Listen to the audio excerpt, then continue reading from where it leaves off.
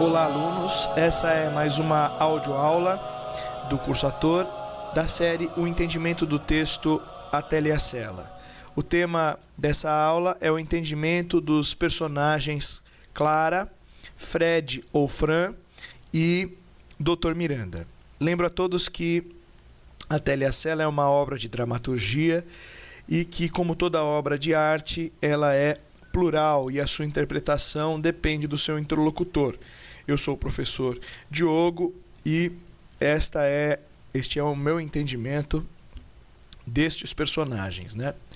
Bom, para começar falando desses três personagens, eu acho que eu coloquei eles juntos na mesma audioaula porque eu acho que é o núcleo intelectual da Sela, não é? Se a gente for ver, existe ali também o Vlad e o Mário, mas eles já estão na guerrilha, né? Eles já estão na guerrilha, na revolução comunista, né? E estes outros três personagens, o Miranda, o Fred ou Fran e a Clara, eles são personagens que têm uma formação universitária,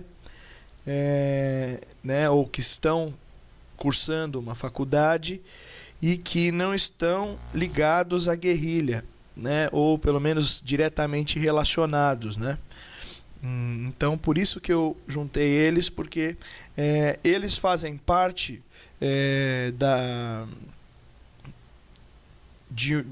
quando você observa a peça da Atela e a Sela, você começa assistindo a Atela e a Sela, aparece primeiro os comunistas da guerrilha, mas são esses três personagens que demonstram que não é bem por aí, não é só isso, né? E os outros intelectuais, quais eram os outros tipos de envolvimento? E esses três personagens, eles apresentam três formas diferentes de envolvimento, né? Ou de três caminhos diferentes tomados no período da ditadura militar. E é isso que faz com que a peça seja mais interessante, né? Não é uma peça em que retrata apenas os comunistas da guerrilha, né? Então, é por isso que eu os coloquei juntos, né? Bom, vou começar falando da Clara, né? A Clara, ela é uma personagem que tem uma curva dramática na peça, né? Quando eu chamo de curva dramática, é o caminho que o personagem percorre dentro da peça.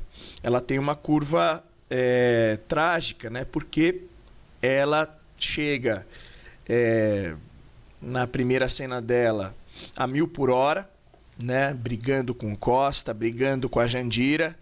Depois ela vai para uma cena mais um pouco mais tranquila, e depois no final, não é?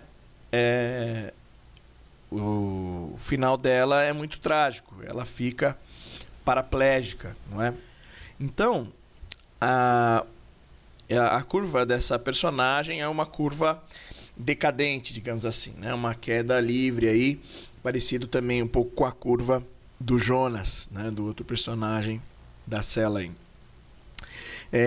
O que dá pra gente extrair do texto bom, em primeiro lugar, é que a Clara é jovem, né? Ela está na faculdade, ela está no começo, inclusive, da faculdade, segundo o texto, né? Da faculdade de medicina. Então ela é jovem, e outra coisa que é possível extrair é que, por ser uma faculdade de medicina e pelo trato que as outras, né? Quando a Jandira fala, outra, olha a pele dela, a pele de madame, outra dondoca, né? Aliás, pele de madame, ela fala da rosa, né? Mas enfim, ela fala filhinhos de papai, né? E tal.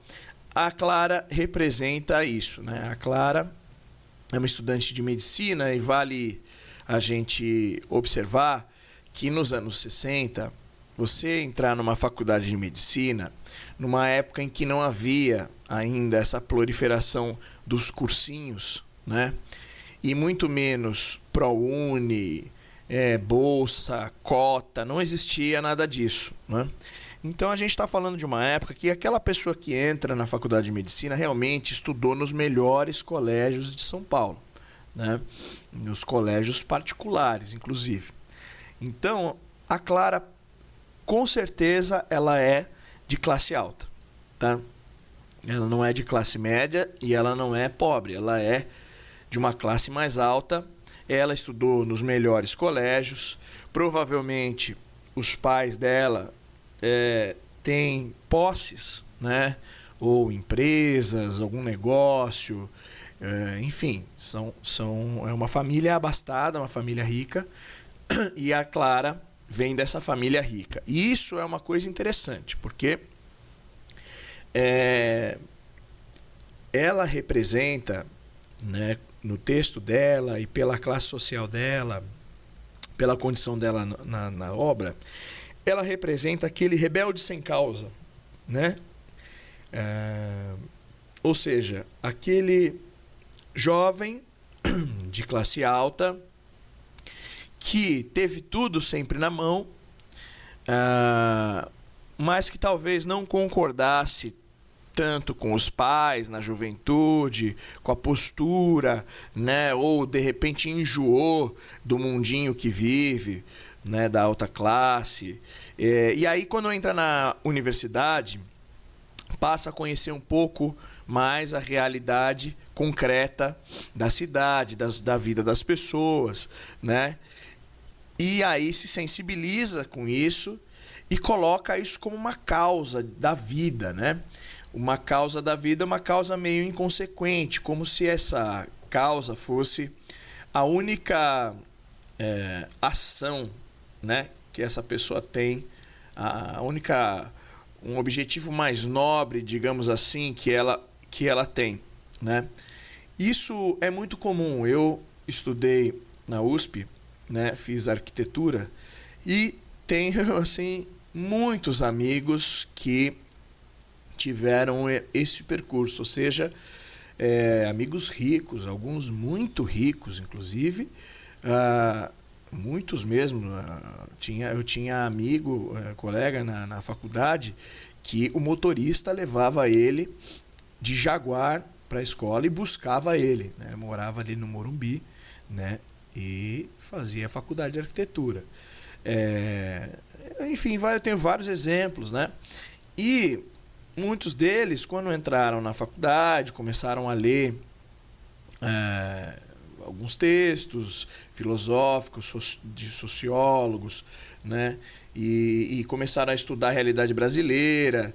E alguns radicalizaram, mudaram assim da água para o vinho e viraram. Alguns entram em partidos políticos, outros entram para o Grêmio, né?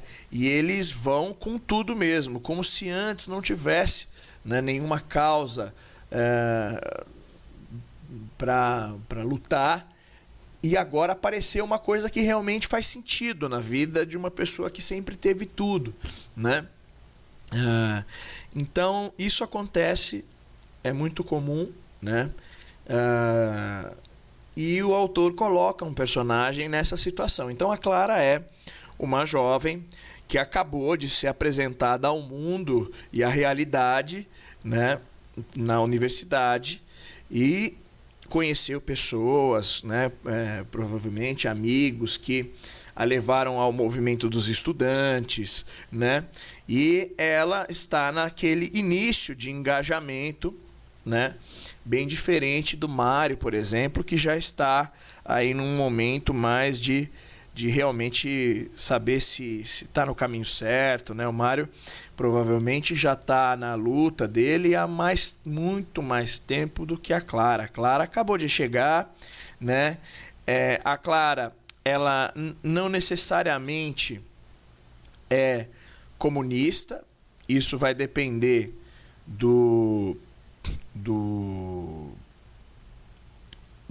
da atriz que fizer a Clara.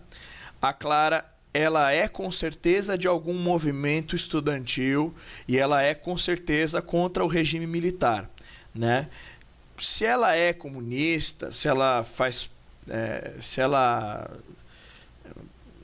Isso aí depende da atriz. Eu, particularmente, acho que a Clara está muito no começo ainda da luta. Ela provavelmente é de Grêmio Estudantil, ela é de DCE, tem a sua chapa, ela deve fazer parte da UNE, ela faz passeatas contra o governo militar, mas não necessariamente ela é da guerrilha, né? E se for da guerrilha, né, ela provavelmente acabou de chegar na guerrilha, né? Mas eu acho que não. Então ela está nesse começo, ela foi pega na passeata, né? Ela estava fazendo passeata e aí foram para cima dela e ela reagiu, né? Então é importante perceber no texto uma outra característica da Clara, que é o seguinte: como ela pouco sofreu na vida dela, provavelmente tem uma vida muito confortável, né? Ela não conhece tanto a realidade e, além disso, ela é uma jovem, né? Tudo isso somado deixa ela muito inconsequente. A Clara é uma personagem inconsequente, você percebe isso, né? Então, jogar a cavalaria em cima dela, ela reagiu. O Costa atrás dela, ela tá esperneando, né? O Costa, quando vem buscar ela, né? Ele fala: e aí, Bela, tá pronta para subir? E ela fala: tô sim, né? Então ela tem ali uma coragem que é inconsequente, ou seja, é por isso que ela fica paraplégica, né? Ela não tem ali a dimensão do que de fato vai acontecer. Ela não sabe exatamente como é a tortura, né? Não sabe muito bem o que é apanhar, né? E ela quer mais, né? Ela quer mais. Ela tá ali dedicando a vida dela, que nunca teve talvez uma causa, né? Um objetivo assim muito profundo.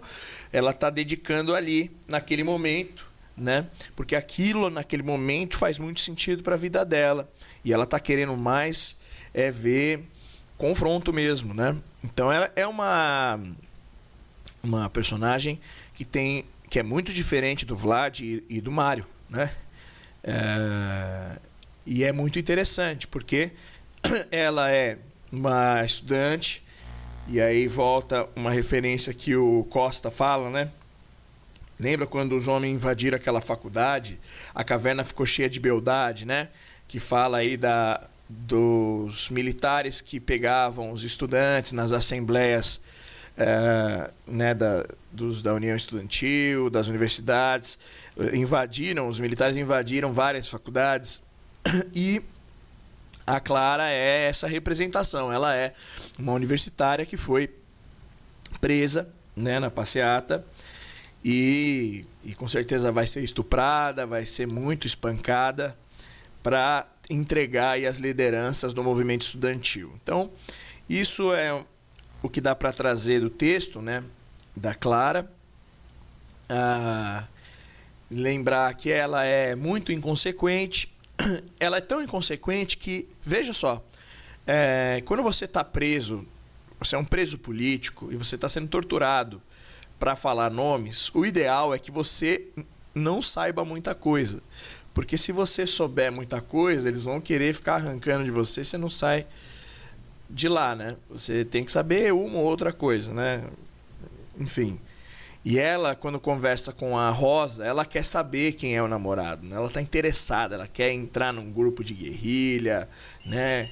Esse seu namorado aí, quem é? Ela diz, né? Então ela tá interessada em saber quem é o Vlad, né? Ela quer entrar na guerrilha, ela quer mais, né? Ela tá ali com sede, né? Ela tá no vigor ali do início de uma luta, né, contra a ditadura militar, né? E ela vai sofrer muitas consequências, vai ficar paraplégica, né? Os policiais falam na cariação: não vamos te contar não, só vamos dizer que a menina vai ficar sem andar um bom tempo. E aí no final ela fala: a Clara ficou paraplégica devido a sessões de tortura, né? Então é uma curva muito descendente. A Clara é inconsequente, né? Mas é uma menina que tem um bom coração, que está querendo mudar o país e tal, mas que é meio fora da realidade, né? Vem de uma realidade de classe muito alta. Eu imagino, por exemplo, né? Isso não está no texto, mas eu imagino que a Clara deve brigar muito com seus pais. Ela deve achar o pai dela provavelmente um porco capitalista, sabe, esse tipo de coisa, né? E ao mesmo tempo também ela provavelmente tem aquela hipocrisia, né? Então assim, ela é a favor dos pobres, mas vive no luxo, né? Eu tinha muitos amigos que eram, né, do Grêmio, e aí quando tinham as assembleias na USP lá, defendiam, né, a distribuição de renda e tudo mais, né, a gente fazia às vezes uma assembleia até as 10 da noite. Quando chegava às 10 da noite, eu é que pegava um ônibus de 2h30 até o Grajaú. Ele pegava a Pajero, que ele ganhou do papai, e andava 10 minutos até o Morumbi, né, ou até a Vila Madalena. Então é aquele paradoxo, né? A pessoa é contra né, o capitalismo, mas anda de Pajero, né? Então isso acontece muito, isso é muito comum no início aí, né, de uma politização, vamos dizer assim. Eu acho que a Clara está no início de uma politização, ela está se politizando, e como todo jovem é incoerente, inconsequente, né? Mas tem muita força, né? A Clara vem com muita força, ela briga com a Jandira, ela vai para cima do Costa, né? Então é legal quem for fazer a Clara sacar essas coisas, porque ela representa aí uma boa parcela que até hoje, inclusive, existe, né, para se repensar, né, até que ponto a minha luta, o meu conhecimento, eu não preciso aprofundar ele, eu não preciso ser mais generoso. Uma coisa que eu observava, por exemplo, desses meus colegas que eram parecidos com a Clara, né, é que eles eram muito agressivos na luta. Né? Quando a gente fazia a assembleia na USP, eles eram muito agressivos. Às vezes eu chegava a falar para algum deles assim, falou assim, você fica gritando com os outros alunos, né, para que eles aderirem à greve, mas você é tão agressivo que eu duvido que as pessoas vão aderir, né? Você precisa ser mais generoso, precisa ser mais educado, convidar as pessoas, né? Você é um alienado que não sei o quê. Então, esse tipo de pseudo-revolucionário, né, que está purgando ali talvez uma vida de muito conforto e de nenhuma grande dificuldade, e aí encontra um grande objetivo, que é mudar o mundo, e aí se entrega totalmente, mas nem percebe como é que está fazendo, né? Como está tratando as pessoas. A Clara é tudo isso aí junto, né? Mas é um personagem muito importante, mostra aí a juventude, que é uma juventude que lá nas diretas já vai ser muito importante, né? Então a Clara, na idade que ela está, vai ser aquela pessoa que quando chegar no final da ditadura militar vai ser essas lideranças aí que vão ajudar a articular as diretas já, né? Então são lideranças que estão surgindo ali nos anos 70, e a Clara é uma delas, né? Bom, então é isso. Vamos falar agora do Fred, ou da Fran, né? Que é outro que tem formação universitária, ele é sociólogo, né? E já é formado, e também tem uma relação diferente. O que acontece é o seguinte: como o Fred é sociólogo, né? E ele fala no texto dele para nós, sociólogos e afins, filósofos, o AI-5 chegou mais cedo, e chegou mesmo. Então, isso é um dado histórico, né? Os professores de sociologia que apresentavam, e de filosofia, que apresentavam para os alunos, tanto nas escolas quanto nas universidades, vários pensadores, dentre eles, né, vários pensadores, Nietzsche, Platão, Sócrates, Aristóteles, Descartes, e um monte de... Né? E dentre eles, obviamente, Marx e Engels, né? Que não é possível de não ser apresentado numa aula de sociologia, né? Porque foram os dois maiores críticos ao nosso mundo contemporâneo, nosso mundo moderno, capitalista, né? Foram eles que fizeram uma análise muito profunda do capitalismo e, além disso, esboçaram o socialismo, né? Então, era na aula desses caras que aparecia esse nome aí, Karl Marx, né? E aparecia o entendimento do que é o comunismo, né? Então, esses caras foram os primeiros. Assim que houve o golpe militar, esses foram os primeiros a ser caçados, né? Porque eles eram a origem da ideologia, né? A origem da ideologia estava principalmente nas aulas de sociologia e filosofia, e depois, lógico, em outros lugares, mas principalmente ali é a origem, né? Então, esses foram os primeiros que foram caçados. Existiam cartas do Costa e Silva, assinados pelo presidente, que eram enviadas para a USP, por exemplo, e eu já vi essas cartas, e nessas cartas estavam lá: favor aposentar compulsoriamente vários professores da Universidade de São Paulo, né? Dentre eles tinha lá Florestan Fernandes, Vila Nova Artigas, até mesmo o Fernando Henrique Cardoso, uma série de professores que são os grandes pensadores brasileiros que davam aula naquele momento na Universidade de São Paulo, foram demitidos, né? Foram aposentados compulsoriamente por uma ordem do presidente, tá? Então isso é uma coisa muito atípica, né? E foram caçados e tudo mais. E o Fred, que ele fala, né? Fredinho que não é bobo nem nada, depois de muita borrachada, tomou borrachada também, de borrachada em borrachada, ele fala, né? Ele teve que fugir logo no início, né? Não esperou até o AI-5, né? Ele foi em 64, 65, provavelmente. Ele pegou e foi embora do país, né? Foi pro exílio. Então o Fred e a Fran, né? É o personagem que simboliza o exílio.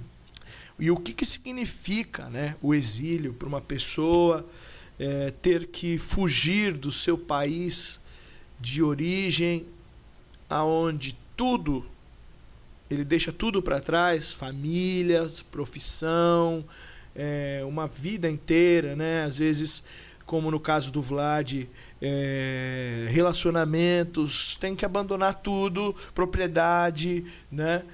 Bens. Então o Fred ele pega um pouco das coisas que tinha e faz a conexão Bexiga-Paris em menos de um dia. Ou seja, ele fugiu assim no limite, porque ele chegou em menos de um dia, ele saiu do Bexiga aqui em São Paulo e chegou em Paris, né?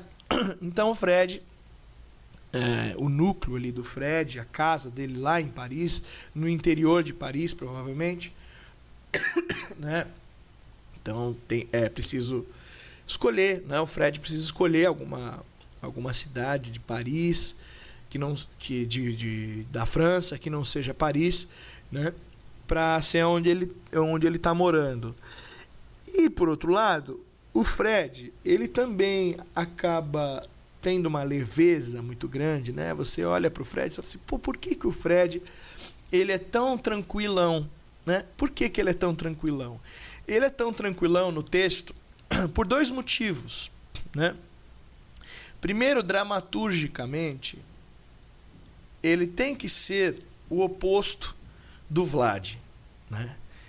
Até para dar mais intensidade ao sofrimento do Vlad, cenicamente falando, dramaturgicamente falando.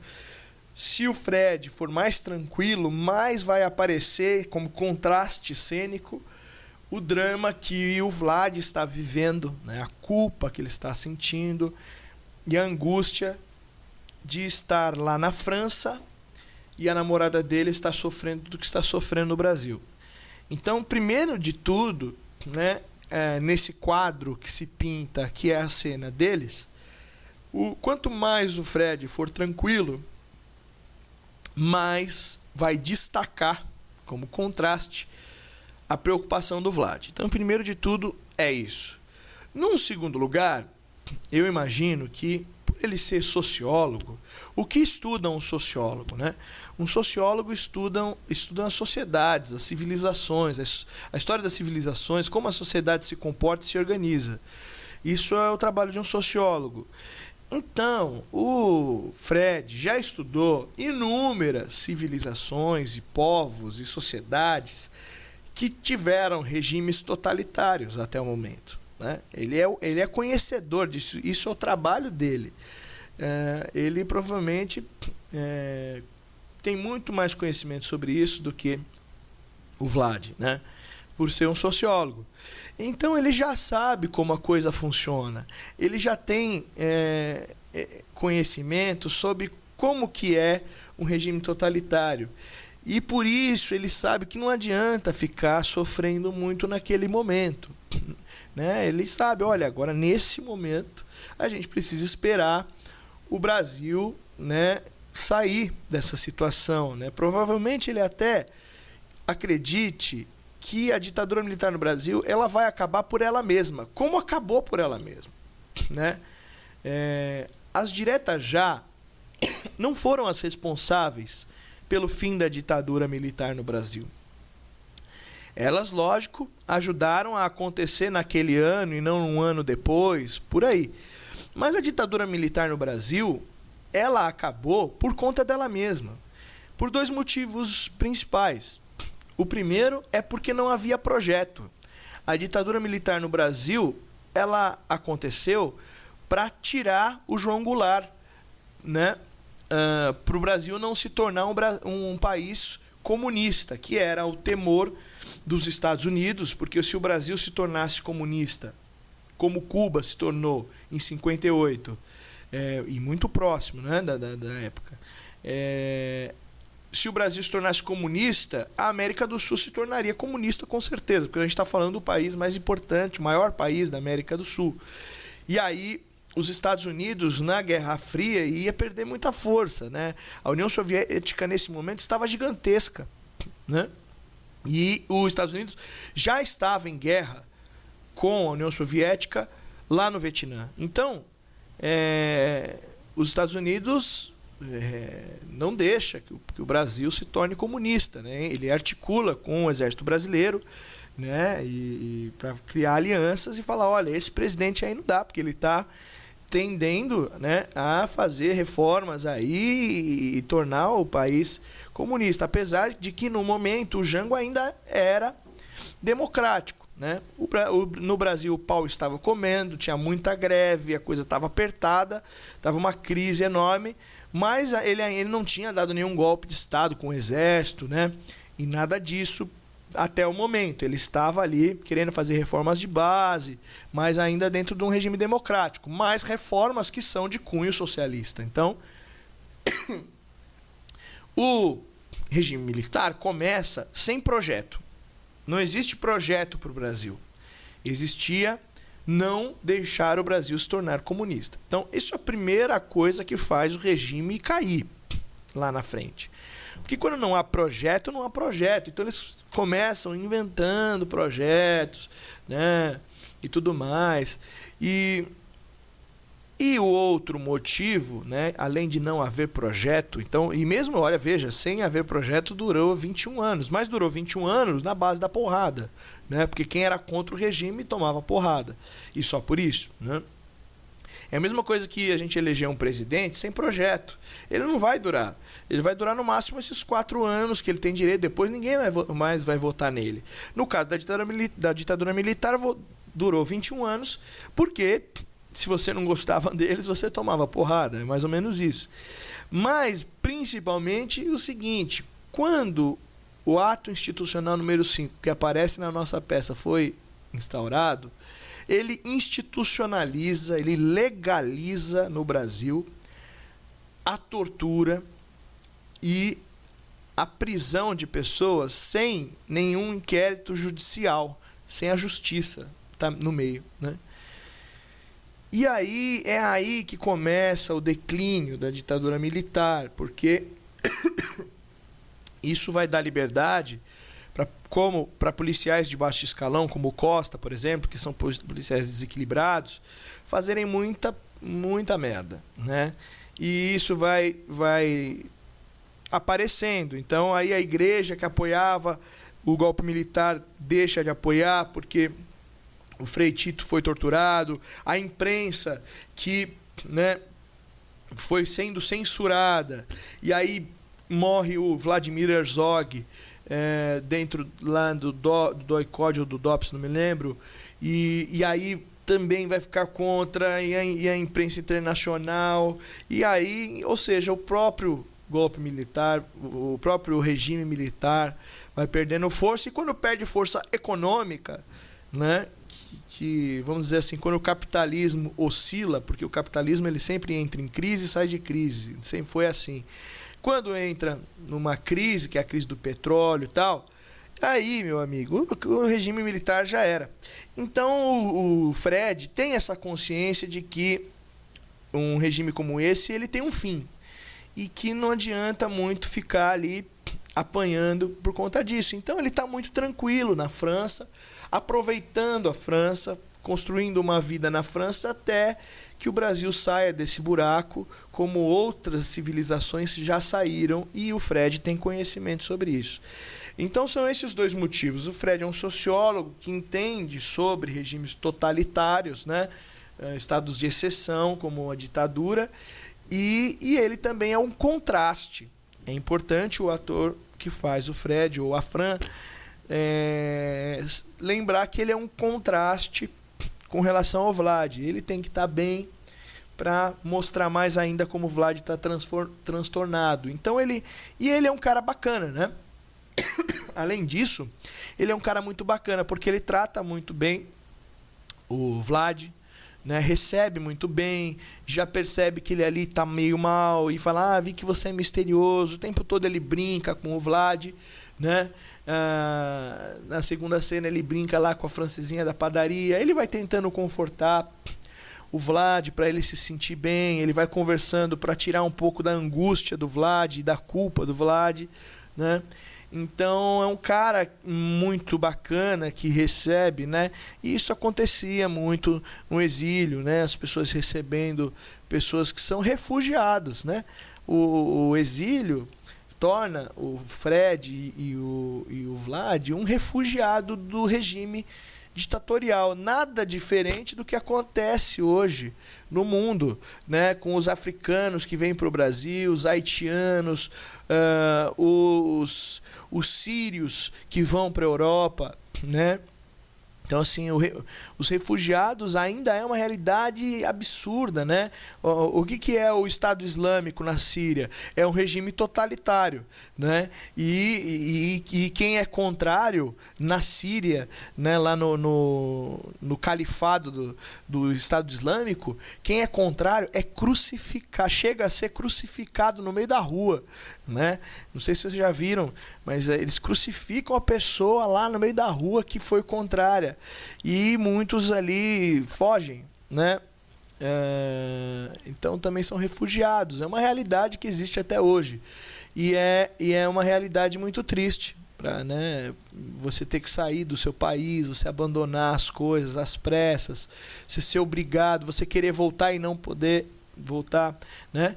E uma coisa muito importante do Fred é o final ali da segunda cena, né? O Fred, ele sabe tanto, ele é tão tranquilo sobre isso, que ele acaba ficando na França, né? Ele cria uma vida na França, né, no final. Então, um cara tranquilo e que se adapta muito bem a outros países, adora estar na França. Imagina, ele é um sociólogo, né, que estudou todas as sociedades europeias, estudou Revolução Francesa, então ele está no berço ali, né? Está próximo da Grécia, ele está no berço ali da cultura ocidental, é a Europa, e ele está lá. Então ele também gosta muito de estar lá, né? E tanto que ele acaba vivendo lá. Agora, no final da segunda cena, quando ele está falando com o Vlad está falando que quer voltar para o Brasil, que vai voltar para o Brasil. É o único momento que aparece o Fred dando uma dura no Vlad, e tem que dar uma dura mesmo, que ele fala assim: e aí, você vai desistir então? Você vai assumir que tudo que você, o Mário e a Rosa passaram foi em vão? Você vai se entregar de bandeja para os homens? Porque é isso que vai acontecer, Vlad. Você põe o pé no Brasil, os caras te catam. Essa fala é a primeira fala, e a única talvez, que o Fred dá uma dura no Vlad, né? É a única. E ela é muito importante, essa fala. Por quê? Porque é o Fred apertando o Vlad, né? Cara, acorda, chega, cansei de ficar te alegrando. Você precisa ouvir, né? Mais ou menos isso. E é nesse momento que ele dá um impulso para o ator Vlad falar um texto muito bonito que o autor coloca na peça, que é: o Mário tinha razão em muita coisa que ele falava, não adianta mudar as coisas na marra. A marra deles é muito maior, a marra deles tem canhão, baioneta e informação. Enquanto eles continuarem fazendo a cabeça de um povo todo, isso tem a ver com a propaganda do regime militar, né? E a censura. E aí ele fala: não vai mudar, a gente não vai ganhar. Aí vem a parte mais sensível, que eu acho que é muito importante para a peça, né? Um dos últimos textos ali de cena. Só que eu quero ter direito a sonhar, eu quero ter direito a um pouco de amor e de carinho. Senão tudo isso vai valer do quê? Eu vou passar a minha vida inteira com ódio. Ou seja, ele está dizendo ali que a luta dele é uma luta de ódio. E aí não vale a pena, né? Aí ele fala o principal. É preciso mudar as coisas por dentro, Fred, porque por fora não adianta nada.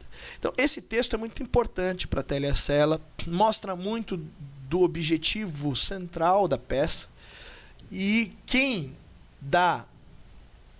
levanta a bola, né, para o Vlad chutar nesse texto é o Fred, ou a Fran.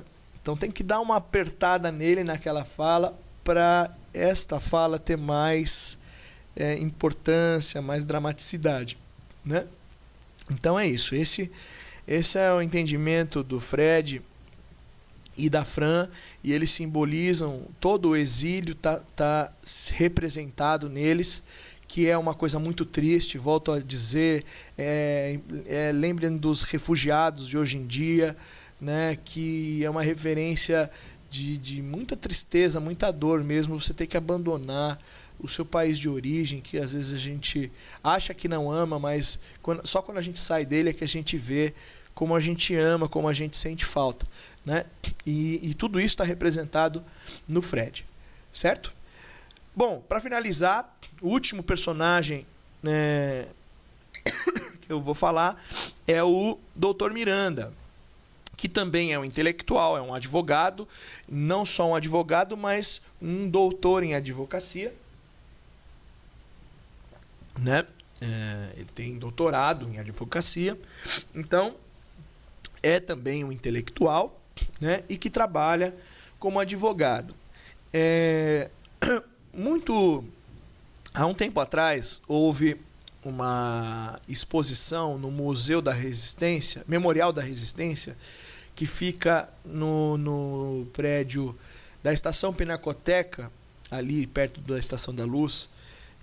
Esse prédio era o antigo DOPS em São Paulo, né? E ele foi reformado, hoje é um museu, chama Estação Pinacoteca, e dentro desse museu existe uma parte que se chama Memorial da Resistência, que é justamente a memória de como era ali o DOPS e também tudo que aconteceu na época da ditadura militar. Importantíssimo todos os atores da peça irem lá fazer uma visita, né, no Memorial da Resistência.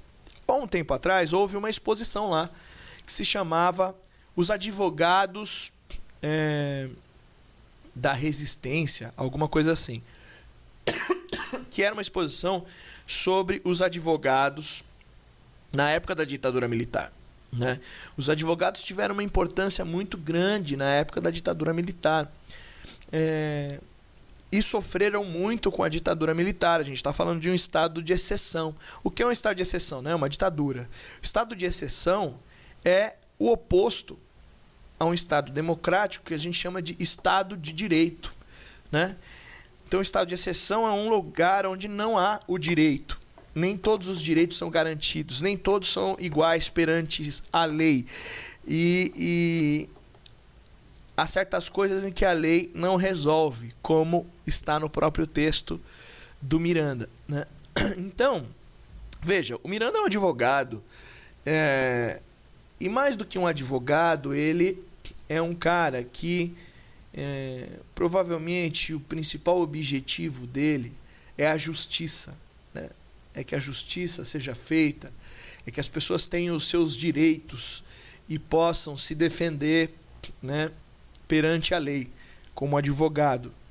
Talvez esse seja o juramento aí de qualquer advogado que se forma, né, algo do tipo. Então ele é um cara que dedica a vida a isso, dedica a vida ao direito, à justiça, né? E ele está vivendo num momento em que isso não acontece, né?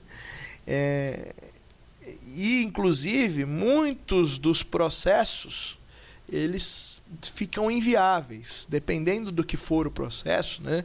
Se for um processo, o cara bateu o carro no carro do outro e processou, isso é uma coisa, ok. Isso ainda há trabalho para o advogado que vai cuidar disso. Mas se for uma coisa contra o governo, é muito complicado entrar com uma ação contra o governo, contra a polícia, esse tipo de coisa, né? Naquele momento.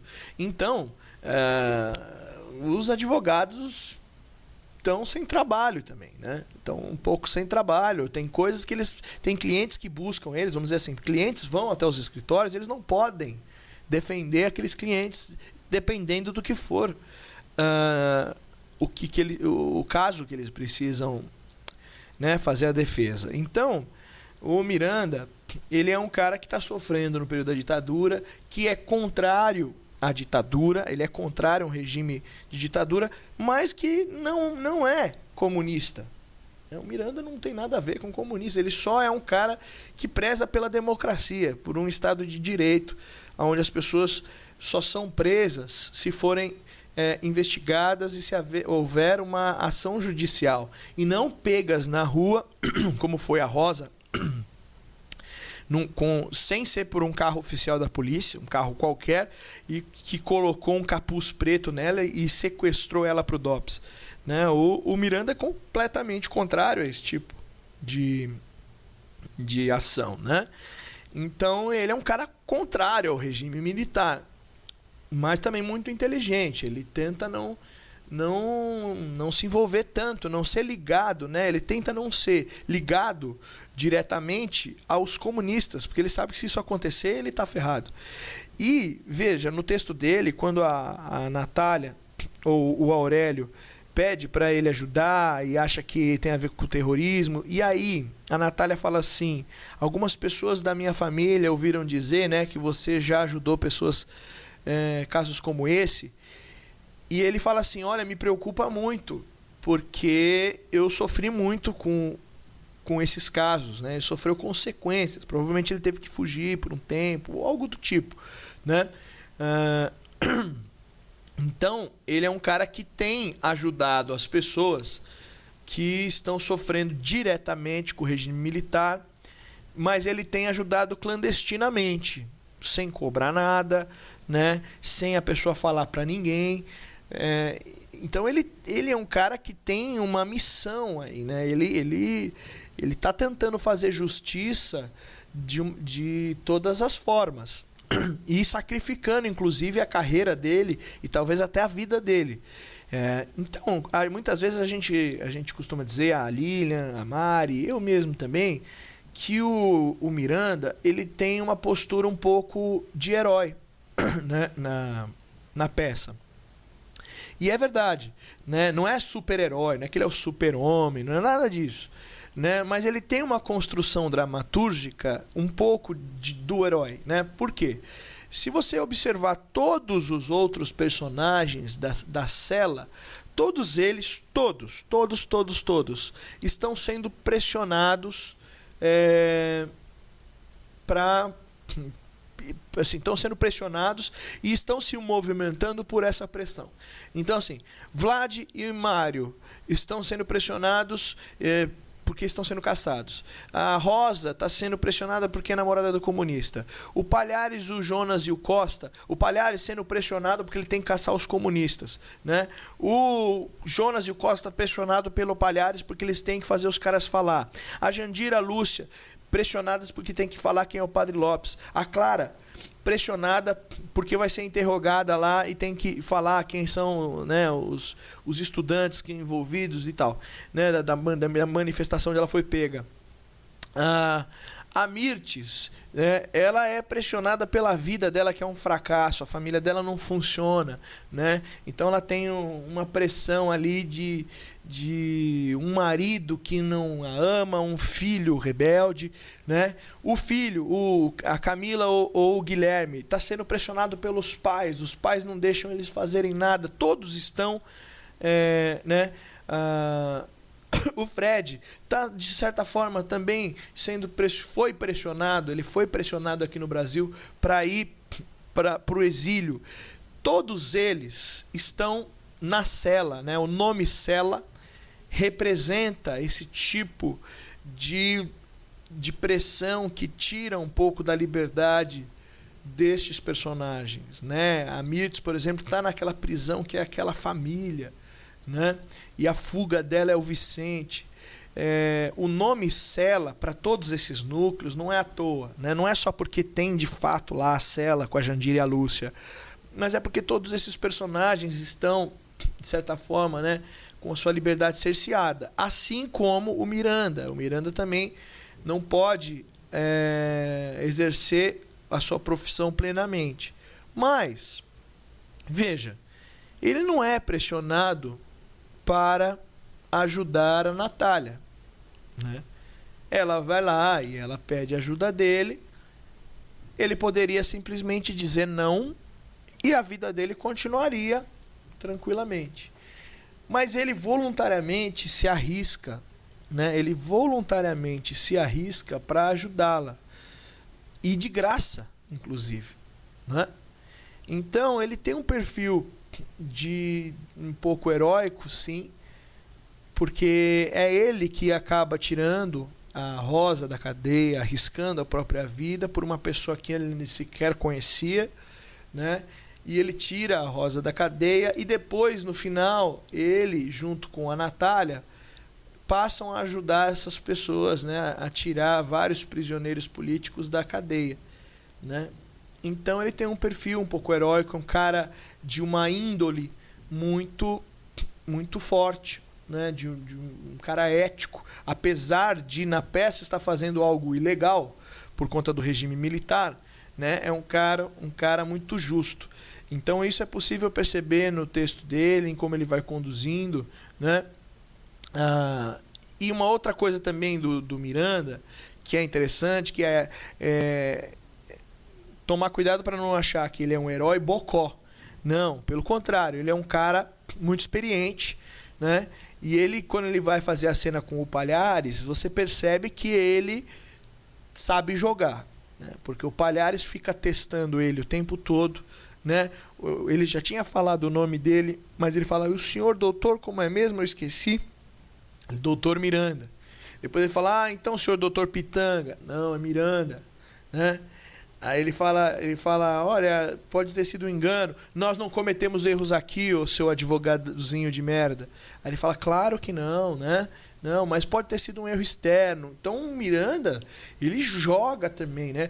O Palhares, ele sempre faz esse jogo de uma espécie de tortura psicológica, mas o Miranda não cai. A Rosa, quando está sendo interrogada pelo Palhares, cai, mas o Miranda não cai, né? O Miranda, ele joga frente a frente, lógico, sem extrapolar o limite, porque ele sabe que ele pode ser preso ali na frente, né? Ele tá no DOPS ali, mas ele enfrenta o Palhares de igual para igual, né? Porque ele sabe que o Palhares é corrupto e ganancioso, ele sabe disso, né? Então ele tem uma carta na manga que ele segura até o final. Então ele fala, bom, tudo bem, o senhor está dando aí uma de difícil, o senhor está pressionando a gente, mas eu sei o que você gosta, seu desgraçado. Você gosta de dinheiro, seu filho da puta, né? Então tá bom, a gente pode fazer um acordo.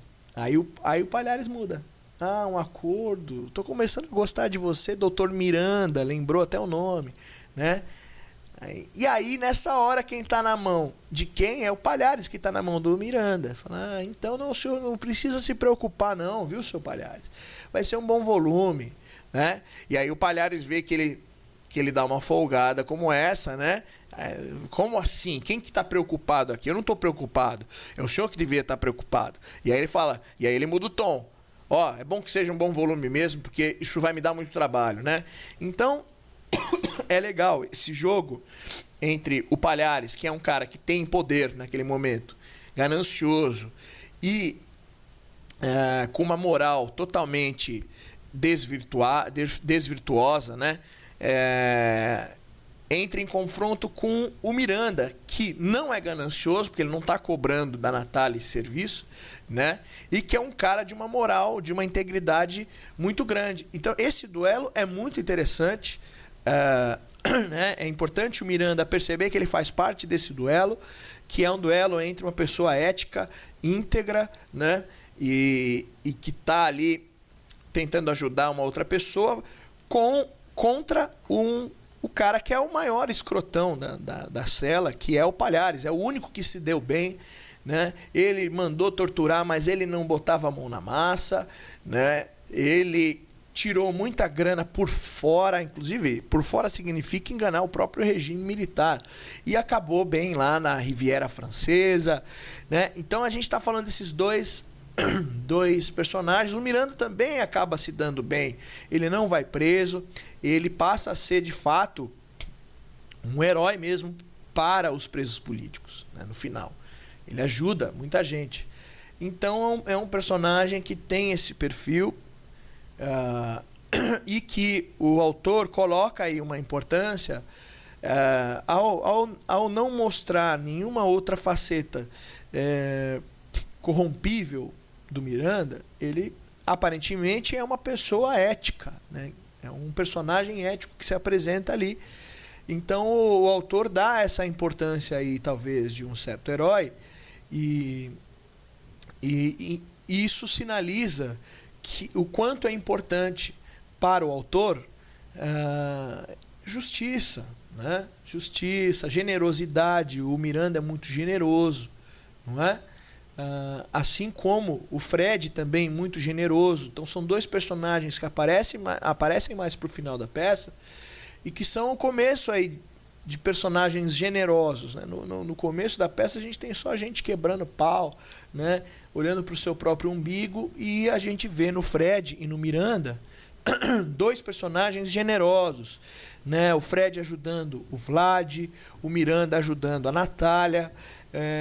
A peça a cela começa a mudar um pouco o tom, mostrando um caminho mais bacana, né?